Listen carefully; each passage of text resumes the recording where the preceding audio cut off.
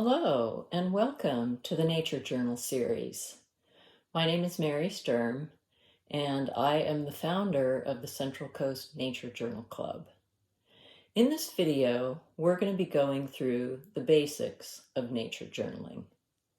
And we're going to be creating a nature journal page together, step by step.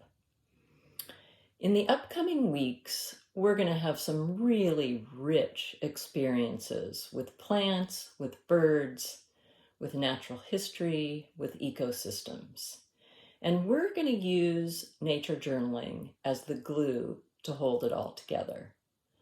Think of nature journaling as a tool that's going to help deepen your learning and help you to remember what you've learned. In the upcoming outings, I'm going to be with you, and I'm going to be guiding you through nature journaling for our particular location and our topic.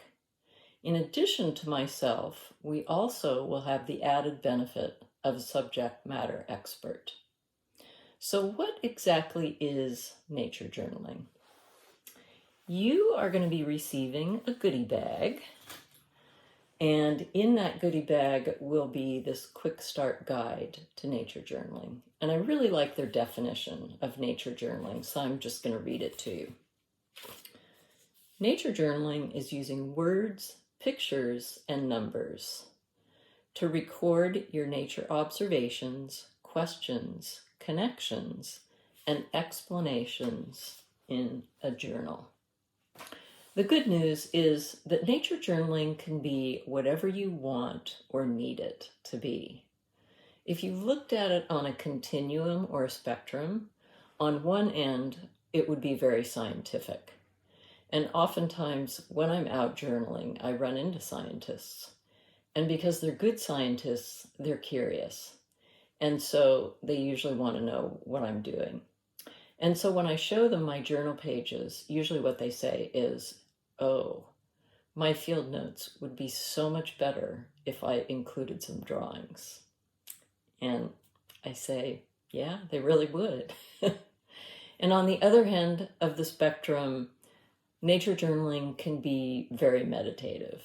There's no rules, or there's nothing that says you can't put things like feelings, thoughts in your nature journal. Your nature journal is for your eyes only, unless you choose to share it. In the upcoming outings, I'm going to be encouraging people to share their journals, but it's always going to be optional, and it's always going to be anonymous. So let's get started making a nature journal page together. You're going to need some supplies. You need some paper. You need a pencil or a pen, and you need a piece of produce. Don't overthink it. Just go for something that looks interesting to you. So at this point, pause the video and go gather your supplies, and we'll come back. Produce. So in the definition of nature journaling that I read out of the zine, we talked about words, pictures, and numbers. We're going to start with words because words are typically easier for most people. And so what I want you to do is I want you to take your subject, and I want you to be thinking about how would you describe this using words. Start by just taking a really good look at your subject from all different angles. And this is where I like to have a checklist that helps me. And I like to use the 5 senses as a checklist. I'm a visual person, so I usually start with, what does it look like? What's the shape? What's the color? Does it have spots? Does it have lines? Etc., etc. And then I move on through the senses. You might do smell next. And you might have to puncture your produce in order to get a good smell, or do a scratch and sniff. So how would you describe the smell using words? Next, what does it feel like? Is it smooth like glass? Or is it rough like sandpaper? you may find that it might remind you of some other object, and write all that down. Next is going to be sound. Does your produce make a sound? I'd probably be worried if it did, but it probably doesn't. So what happens if you hold it up to your ear and you rub your fingers along it? For me, it's like crackle, crackle, crackle. So write that down on your journal page. Taste. We don't usually get to do this out in the field, so this is a little bit of a bonus to have produce. So I'm going to throw you a bit of a curveball. What I want you to do is I want you to taste your produce, and I'm not going to do that with the onion, but hopefully you picked something tastier. I want you to describe the taste of your subject as if you're tasting it for the very first time in your life. Or another way of doing that is to describe the taste to someone who has never tasted this item before. Okay, so take a couple of minutes, pause the video, and describe your subject using words. Okay, we're back. We did words. The next thing we're going to cover in our nature journal page is pictures. Most of the time when I talk to people about nature journaling, the first thing they say to me is, "Oh, but I can't draw." And I think what they mean by this is, I can't draw, therefore I can't nature journal. Well, this is not true. And you're just going to have to trust me on this for now. We have a saying in nature journaling, and it goes like this. If you end up with a pretty picture, great. If you don't end up with a pretty picture, great. And what we mean by this is that nature journaling is not about art. The goal is not to produce something that's pleasing to the eye that you're going to want to hang on your wall. The goal of nature journaling, rather, is to draw so that we notice more and that we become more observant. We really draw to learn, not to produce a pretty picture.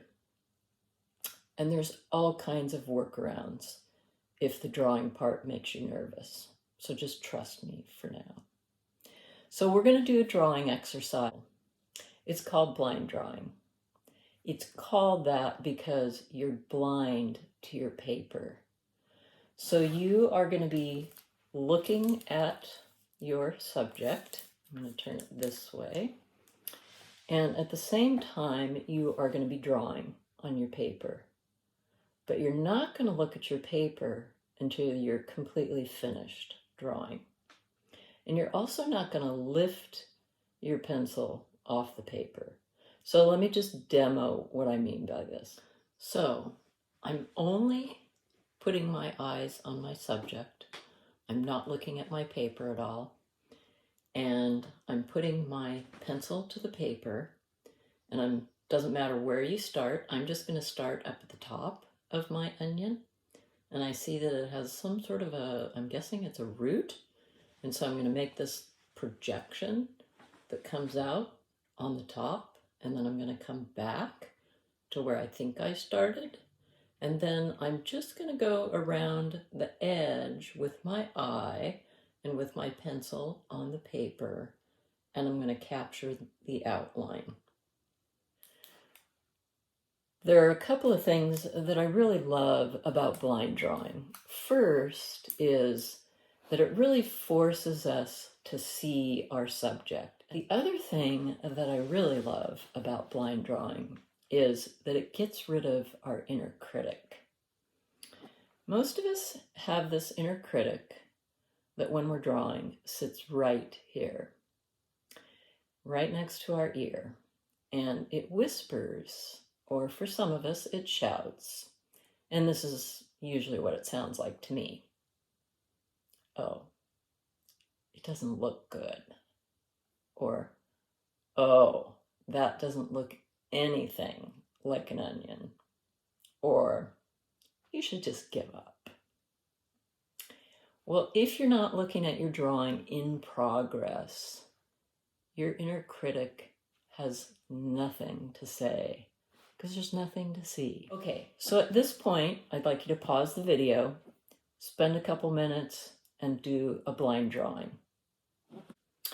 Okay, so our final component is numbers that we're going to put on our nature journal page. Most of us that come from a science background, when we're thinking about numbers, we're thinking about measurement or counting or percentages or angles. Those are all totally legit things to put on your nature journal page. What happens if you don't happen to have a measuring instrument? One of the things that you can use is body parts. It was the size of my thumb. It was the size of my index finger. If you use the Merlin app, you notice that they use those size comparisons in terms of their step-by-step identification. It was sparrow size, it was robin size, it was goose size. And those are all great things to use for including numbers. Okay, so pause the video, take a couple minutes, and nature journal numbers as it relates to your subject.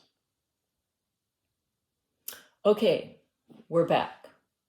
You did words, you did pictures, you did numbers. So give yourself a high five, pat yourself on the back. You've completed a nature journal page. And this is exactly what we're going to be doing when we meet in person out in the field. But before we go, let me talk just a minute about supplies. I'm just going to take you through some of the things that I have in my nature journal bag that I carry with me, and it's really simple. You need a journal. I like to use something that fits in my bag. This is 5.5 by 8.5 inches. It doesn't have to be watercolor paper, but I would suggest a sort of a thicker paper. This is 138 pound pencil. I just like to use a simple mechanical pencil. And the disadvantage, well, I like to use pencil just for getting in the basic shapes. And then I'm either erasing it or I'm painting over it, so it's not really going to show. And then in terms of pen, lots of different choices. Two qualities that I like. One, permanent ink, in case it starts to rain or you add watercolor, it's not going to smear. The other quality that I like is a fine tip. My favorite most recently is a Tombow pen. And it is basically it's just a fine tip felt pen, and it's permanent. Doesn't have to be black, but I would suggest a dark color. The other option is a Sharpie. This is an extra fine point. Totally good pen. The other option, a lot of people like Micron pens. And you can see this is a 0.5, which is sort of a medium sharp point. So that's it. Thanks for watching. And I look forward to seeing you all at our next outing. Bye for now.